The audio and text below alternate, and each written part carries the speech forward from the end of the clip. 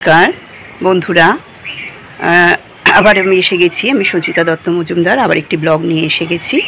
তো আজকে আমরা চলেছি পার্ক স্ট্রিটে আমাদের যেখানে রথ রয়েছে জগন্নাথ বলরাম সুভদ্রা তিনজনে গেছেন মাসির বাড়িতে।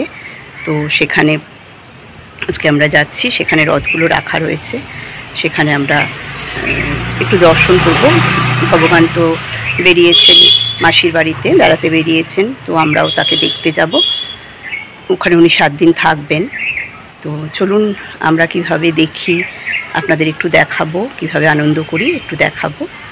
আর যদি ভালো লাগে অবশ্যই ব্লগটা লাইক করবেন, সাবস্ক্রাইব করবেন আর একটু কমেন্ট করবেন, তাহলে আমার ভালো লাগতো। ঠিক আছে, চলুন তাহলে এখন যাই আমরা পার্ক স্ট্রিটে রথযাত্রায়।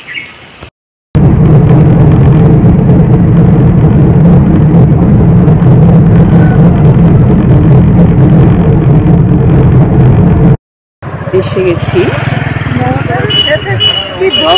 নাকি সামনে গেটটা দেখুন, কলকাতা রথযাত্রা সময় দিয়ে দেওয়া হয়েছে।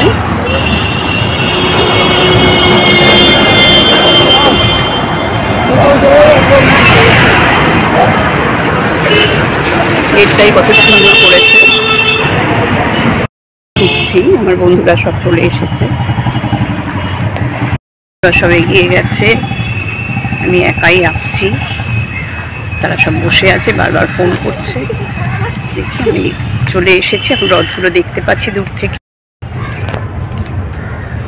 এখান দিয়ে নানা রকমের স্টল বসেছে, মানে মহাপ্রসাদের দোকান রয়েছে, সামনেও অনেক দোকান পরপর স্টল বসেছে।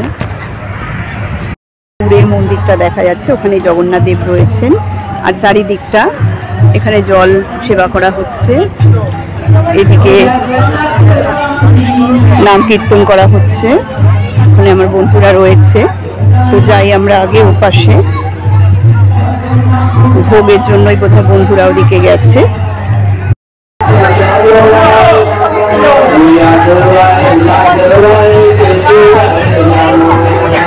লাইন দেওয়া হয়েছে ভোগের জন্য।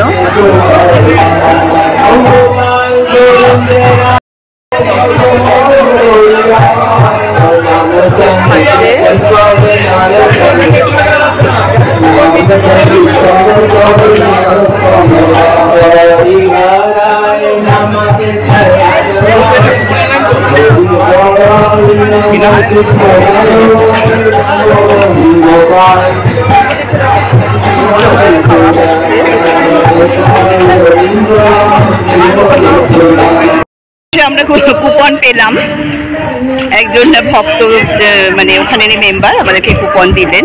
তো আমরা যাচ্ছি কুপনের একটুখানি ভোগ প্রসাদ নিতে। রথের এদিকে দেখুন পরপর ইট সাজানো রয়েছে, এখানে 108টা ইট রয়েছে। এই ইটগুলো আমরা হরে কৃষ্ণ কৃষ্ণ কৃষ্ণ হরে হরে করতে করতে আমরা যাব, পুরোটা ঘুরবো, প্রদক্ষিণ করব, করে আমরা এদিক দিয়ে ফিরে চলে আসবো। ঠিক আছে, তো আমরা এখন এগোচ্ছি। দেখুন এটা বলরামের রথ, খুব সুন্দর সাজানো হলুদ রঙের। হরে কৃষ্ণ কৃষ্ণ কৃষ্ণ হরে হরে, হরে রাম রাম রাম হরে হরে। সামনে হচ্ছে সুভদ্রার রথ, ওপাশে হচ্ছে জগন্নাথ দেবের রথ। চারিদিকে স্টল দিয়েছে। হ্যাঁ হ্যাঁ, পরপর চারিদিকে স্টল দিয়েছে। দেখুন এদিকেও নানা রকমের বইয়ের স্টল রয়েছে, পরপর অনেকগুলো স্টল, ফ্রি বুকস, গীতা, সব কিছু এখানে রয়েছে। নানা রকমের বিভিন্ন ধরনের গল্পের বই সব কিছু রয়েছে।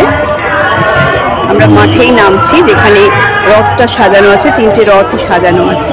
এতক্ষণ আমরা ঘুরলাম, প্রদক্ষিণ করলাম, এবারে আমরা সামনেটায় চলে গেলাম। সামনেটা দিয়ে দেখাচ্ছি, এত সুন্দর লাগছে। দেখুন ওপাশটায় জগন্নাথ দেব রয়েছেন ওই মন্দিরটায়। পুরো মাঠটা ঘুরেই আমি দেখাচ্ছি। ওদিকে চলছে নাম গান, নাম সংকীর্তন, বিভিন্ন ধরনের অনুষ্ঠান। অনেকেই বাচ্চারা সব সাজগোজ করে এসেছে, তারা নাচবে, অনেক রকমের অনুষ্ঠান হবে। তো চারিদিকটা আমি একটু ঘুরিয়ে দেখিয়ে তারপরে আমি জগন্নাথ দেবের আসল মন্দিরটায় ঢুকবো।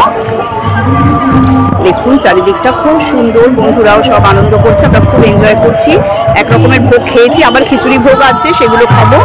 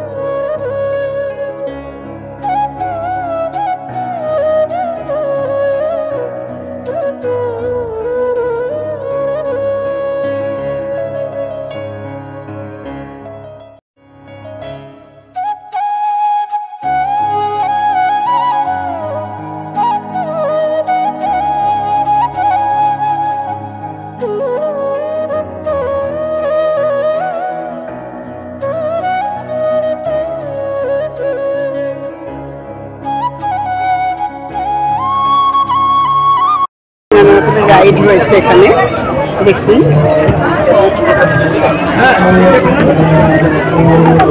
এবার আমরা ঢুকছি ভেতরে। এখানেও নানা রকমের কৃষ্ণ আর যশোদা,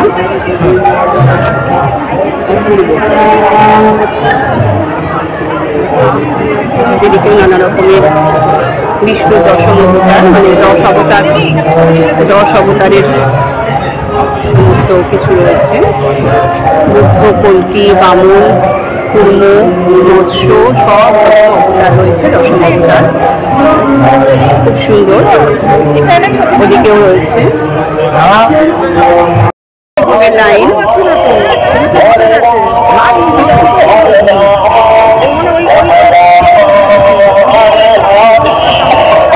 লম্বা লাইন চলেছে খিচুড়ি ভোগের।